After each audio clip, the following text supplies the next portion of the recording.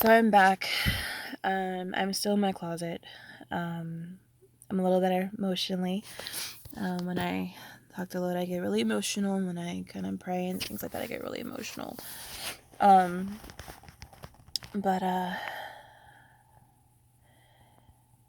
we have been going through a lot for some time now, as people, as humans, as just who we are. We've gone through a lot.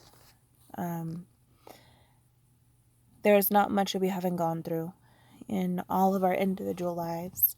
We all have problems. We all go through things. It's just a different thing and different story. But we all have our own problems.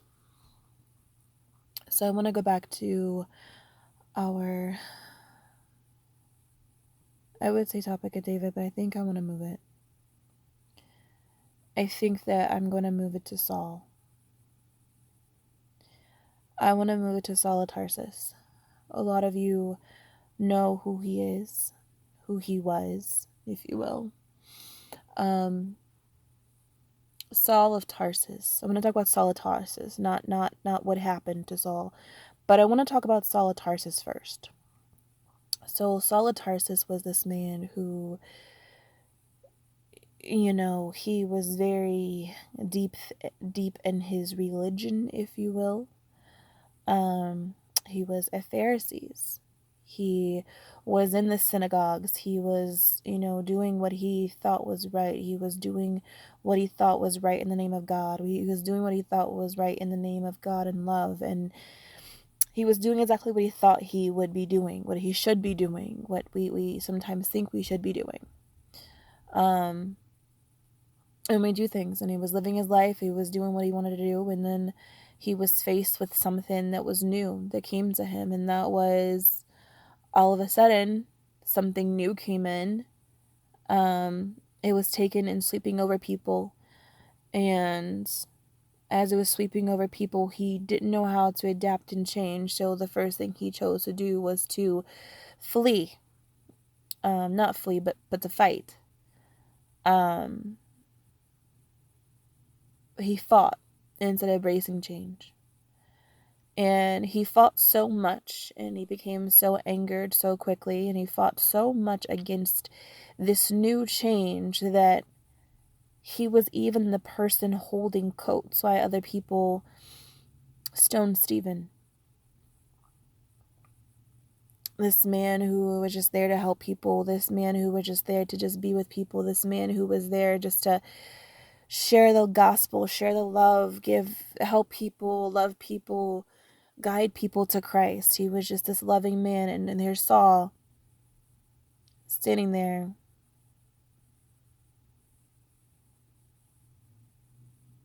He was standing there holding the kilt. And he was okay with what was happening. He was okay. And so much that he wouldn't embrace the change. And the change was happening, whether he liked it or not. And he wanted to stop the change as bad as he could. He wanted to stop these false teachers if he could. He wanted to stop people changing what he was familiar with. He wanted people to stop changing what was new, old, and tradition. He wanted people to stop changing his whole entire world, if you would. He wanted to stop. He didn't want to embrace the fact that, maybe they did something really bad that they probably shouldn't have. But they didn't know because their ears were plugged and their eyes couldn't see. And he didn't want to embrace this change. So while he was not wanting to change, while he was not wanting his whole world to change around him, he fought so hard.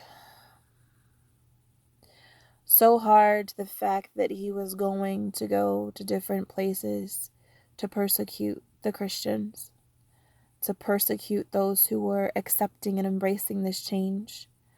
Even though it was a good change, he didn't understand it. He didn't understand the change that was happening. All he knew was this change, and he fought so hard to get rid of it.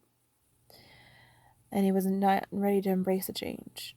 He was loving his position that he was in. He was loving being a Pharisee. He was loving being in the synagogues. He was loving being listened to. He was loving being a person in the room, in the center of attention. He loved being in the room where it happened, if you will. He loved every part of it. He loved every bit of it. He loved every moment of it, and he didn't want to change. And it cost him. When he was in pursuit of trying to kill those who were trying to change, and when he was in the pursuit of trying to go and persecute even more by killing them and putting them in prison and putting them in places where their mouths would be shut, if you will, while he was doing all that, something in his life changed for the rest of his life.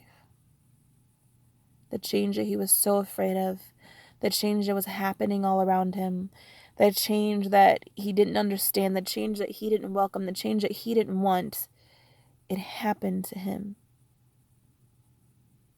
And his life was forever changed. The same man who was killing people, the same man who was persecuting and probably mocking, the same man who egged on the crowd as they stoned Stephen, the same man who was in so much pain and hurt, became the same man who wrote 13 books of the Bible. I'll continue this in another video.